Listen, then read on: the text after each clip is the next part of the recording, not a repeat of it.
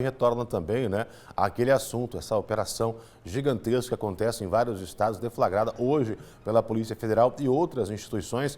A Thaís Gomes tem acompanhado de perto e fala agora com a gente, né?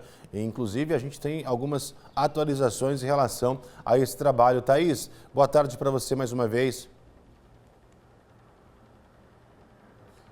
Isso, Nelson. Boa tarde para você, boa tarde para todo mundo. A gente está acompanhando a operação que acontece em todo o Brasil, principalmente aqui no estado de São Paulo. São muitos mandados de busca e apreensão e temos mandados de busca e apreensão aqui para a nossa região, principalmente São José do Rio Preto, Catanduva, inclusive dos chefes desta organização criminosa mora em Catanduva. Quem traz detalhes para a gente, nós estamos ao vivo na Receita Federal, é o Paulo, auditor fiscal, que vai nos explicar como que funcionava toda esta organização criminosa, esses crimes organizados por estes criminosos.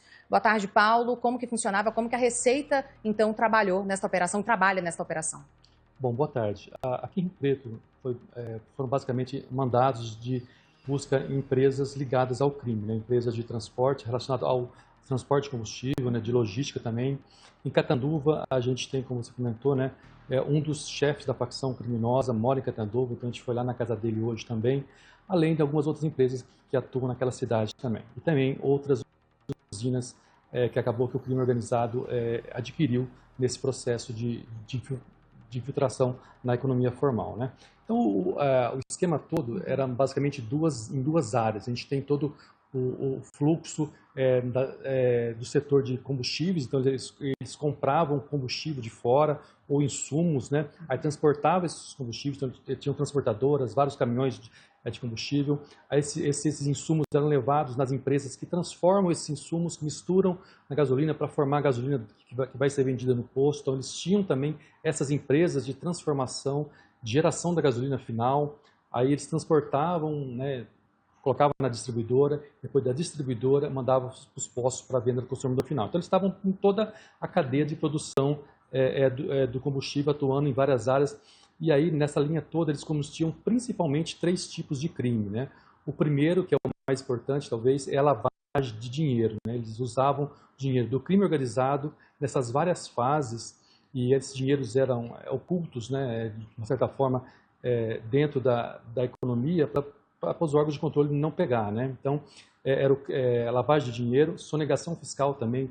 Só de tributos federais, a gente já identificou mais de 8 bilhões de tributos sonegados. E também, no final, ali nos postos, né, a adulteração de combustível, né? Então, o consumidor final era diretamente lesado também por essa organização criminosa.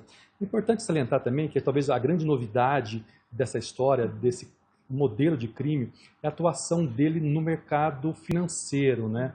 Porque eles blindavam tanto o patrimônio como as operações em instituições de pagamento, as chamadas fintechs. Então, eles colocavam o dinheiro ali dentro, o dinheiro do crime entrava pelos postos, pelas empresas da organização criminosa, e ali dentro dessas fintechs a gente não tem acesso direto a essas informações, né? Então, eles conseguiam blindar e esconder essas transações comerciais que eles faziam.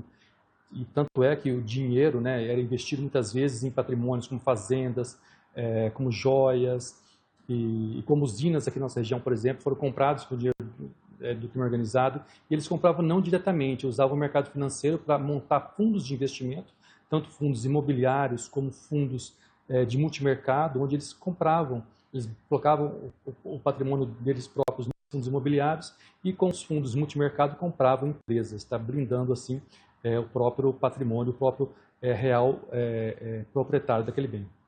Eles coagiam, então, esses fazendeiros, empresários, a vender. Eles estavam em toda a cadeia, como você bem destacou. Nós temos também a grande preocupação em relação ao consumidor final, que é o abastecer ali no posto de combustível. O posto de combustível não sabe, né, o combustível que está abastecendo, se é adulterado ou não. Nós temos esse prejuízo também para o consumidor final. Sem dúvida, né? Então, até para aumentar o lucro deles, eles falsificavam o combustível, né, colocando, por exemplo, metanol na gasolina, no etanol, né? Tem um limite legal para fazer isso. Eles colocavam bem acima desse limite para baratear o custo, né? E aí vendiam aí prejudicando o consumidor final, né, que vai abastecer o seu veículo com combustível adulterado, e também o comércio, né, que outros postos de combustível acabam não tendo condições de competir com os postos desse crime organizado. Nós estamos falando de bilhões de reais, realmente uma operação histórica em todo o Brasil e aqui na nossa região. Isso mostra a sabedoria dos criminosos, como você bem destacou, nas fintechs, nos bancos, e que conseguem, então, injetar esse dinheiro e ali não serem descobertos no mercado criminoso. Exatamente, né? E isso mostra também, né, a importância que a Receita Federal tem na segurança pública. Tá? Porque a Receita Federal tem essas informações, grande parte das informações dos setores econômicos, e tem um conhecimento técnico para avaliar o fluxo financeiro, para onde caminha esse dinheiro. Né?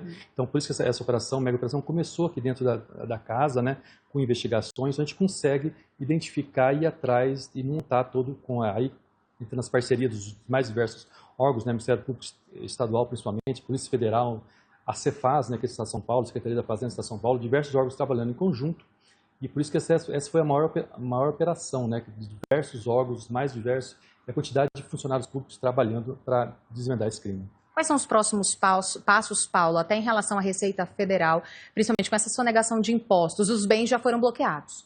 Sim, tem muitos bens bloqueados, né,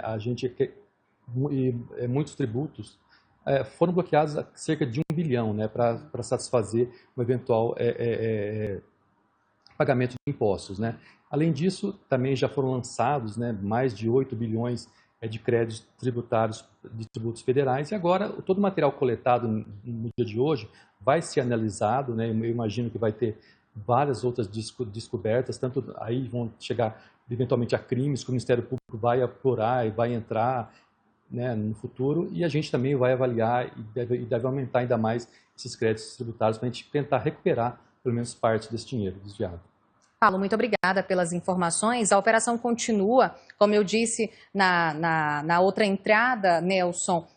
Temos uma operação acontecendo na capital paulista com mais detalhes, mais informações sobre esta operação, sobre este caso, uma operação histórica, como o Paulo nos disse, com muitos funcionários, muitos profissionais, muitos órgãos envolvidos no combate ao crime organizado e especificamente neste caso, de fazendeiros, de donos de postos de combustíveis, de donos de usinas, claro, que chama atenção também é que se não vendesse, se não repassasse ali a sua propriedade, o seu bem para estes criminosos, eram ameaçados de morte, tinham então os seus bens queimados, né, a sua terra, por exemplo, a sua plantação de cana ali queimados, então muitos coagidos para vender, para que os criminosos pudessem dar continuidade nesta cadeia criminosa. Então, mas agora temos esta mega operação por parte de tantos órgãos, né, a nível estadual, federal e até municipal.